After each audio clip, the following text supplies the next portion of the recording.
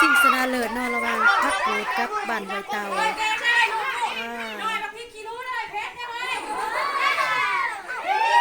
รู้สึกว่าคึกคืนกันขนาดนี้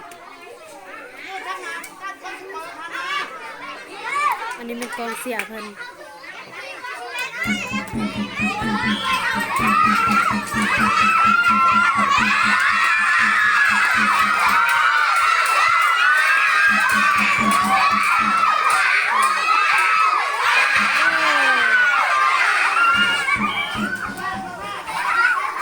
ประธานคณะ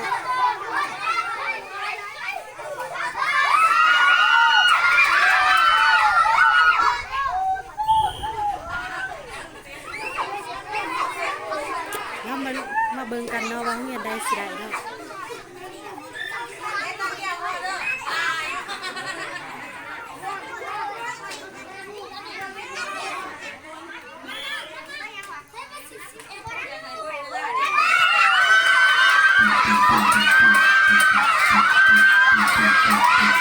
ไม่รู้ว่า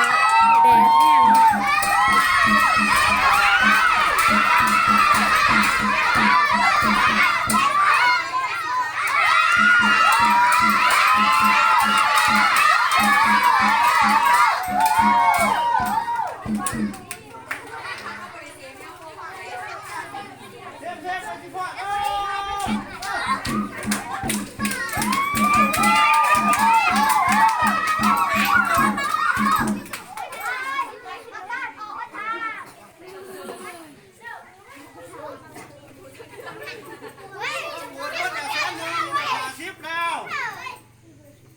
มือมาเทพิษกับวัดแสนหนึ่งเสียมัดกูแดงมัดกูชูชู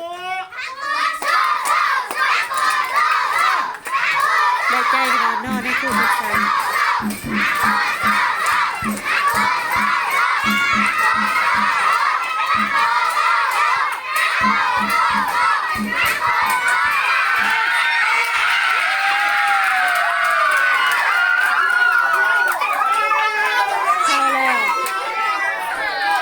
เก่งไรเต้มาตะไก่คนนี้คือ